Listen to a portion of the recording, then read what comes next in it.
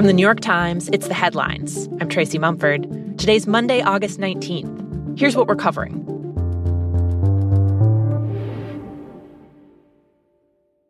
In Chicago today, the Democratic National Convention kicks off as the party tries to ride the wave of energy and enthusiasm that the Harris-Walz ticket has sparked in recent weeks. President Biden is set to give the main speech tonight, saying that Harris is ready to finish the campaign he started. Despite the unity that the Democrats are trying to project, one major fault line in the party will be on display: tensions over the war in Gaza.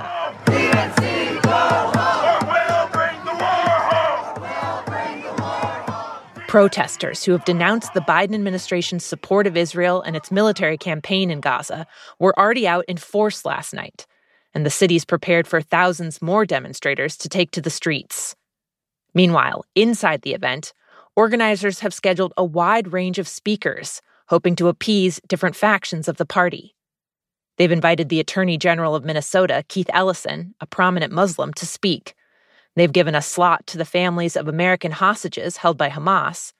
And Harris's husband, Doug Emhoff, is expected to talk about his own Jewish identity.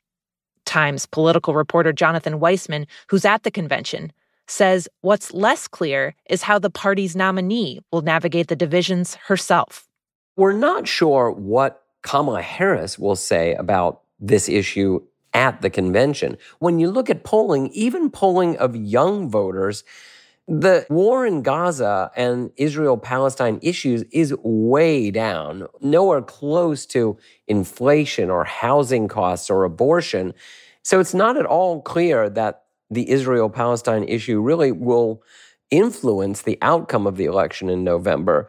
And that leaves the Harris campaign with an interesting conundrum going into this convention.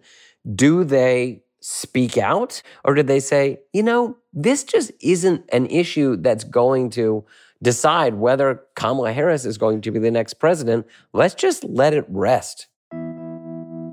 As the convention gets underway, new polling from the Times and Siena College shows just how much the switch from Biden to Harris is reshaping the presidential race. Just a few months ago, polls showed Donald Trump was firmly in the lead in Arizona, Georgia, Nevada, and North Carolina. Now, Harris has surged to become a contender in those states. In Arizona, for example, Trump led Biden 50-41 in May. Now, it's Harris in the lead with 50% of support among likely voters compared to Trump's 45%.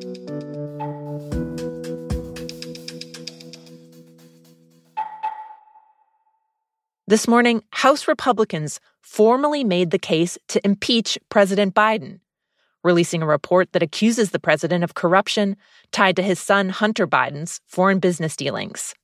The report doesn't include any direct proof that Biden engaged in corruption, but Republicans say he can still be impeached for what they see as his betrayal of public trust. This report in many ways marks the end of what's been a very lengthy and intense investigation. Times congressional reporter Luke Broadwater has been covering the impeachment inquiry into Biden, which Republicans started last year. What they did in this report, which is nearly 300 pages long, is they painted a very damning picture of the business practices of Hunter Biden and President Biden's brother, James.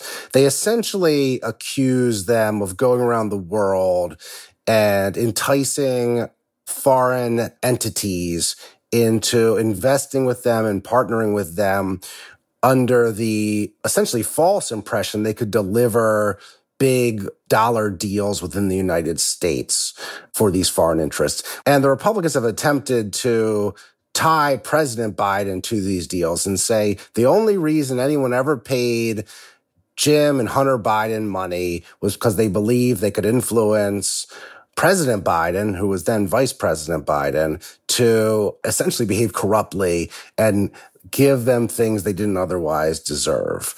They do not prove that in this report at all. Essentially, what they do prove is that President Biden at times met with business partners of James and Hunter briefly, exchanged pleasantries, but they do not have any evidence of any corrupt act to benefit those businesses on behalf of President Biden. Luke says it's unclear if House Republicans will try to call for an official vote to impeach Biden when they return to Capitol Hill in September. But even if a vote did pass the House, an impeachment effort will almost certainly fall flat in the Senate, which is controlled by Democrats. Good to be back in Israel. This is my 9th visit since October 7th to Israel, to the Middle East. And this is a decisive moment. Secretary of State Antony Blinken is in Israel this morning to continue to push for a ceasefire deal. His visit comes after negotiators met last week, and while they have yet to reach an agreement, officials involved in the talks describe them as constructive. It is time for it to get done. It's also time to make sure that no one takes any steps that could derail this process. Diplomats are hoping that a ceasefire deal in Gaza could bring down tensions across the entire region, which have been high after Iran and Hezbollah threatened to retaliate against Israel over the assassinations of militant leaders. Blinken will meet with Israeli Prime Minister Benjamin Netanyahu and Israel's defense minister later today. He's also expected to visit Egypt on this trip. Negotiators are hoping to gather there and continue the ceasefire talks later this week.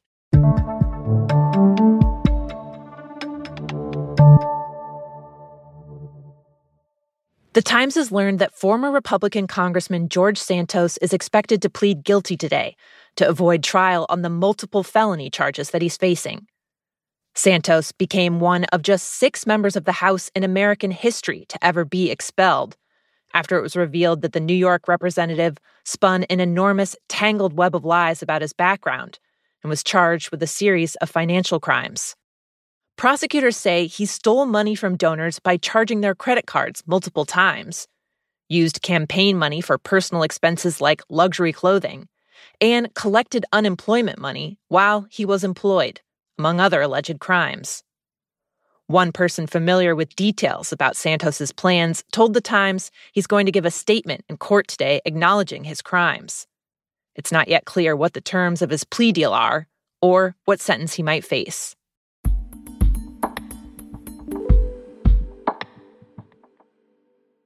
And finally, audiences love a medical drama. See 20 seasons of Grey's Anatomy. They also love a good medical documentary, even with no actors or love triangles. And now, these real-world documentaries are proving so popular that one New York hospital system is opening its own production studio. Northwell Hospital is familiar to people who watch the Netflix hit Lenox Hill about doctors and patients on the Upper East Side. They had so much success with that show and other documentaries filmed there that they've opened Northwell Studios and have 5 new productions underway. The move is raising questions about logistics and patient privacy. Another hospital faced a multi-million-dollar penalty after TV crews filmed patients without consent at their facility. But Northwell's CEO say they're very careful to get everyone's permission. The hospital's CEO said he feels, quote, a real responsibility to provide educational material to the public about what goes on inside a healthcare facility. Those are the headlines. Today on The Daily, Asted Herndon, who's been covering Kamala Harris for years, unpacks key moments in her political career and what they reveal about how she would lead the country if she's elected. You can listen on the Times audio app or wherever you get your podcasts. I'm Tracy Mumford. We'll be back tomorrow.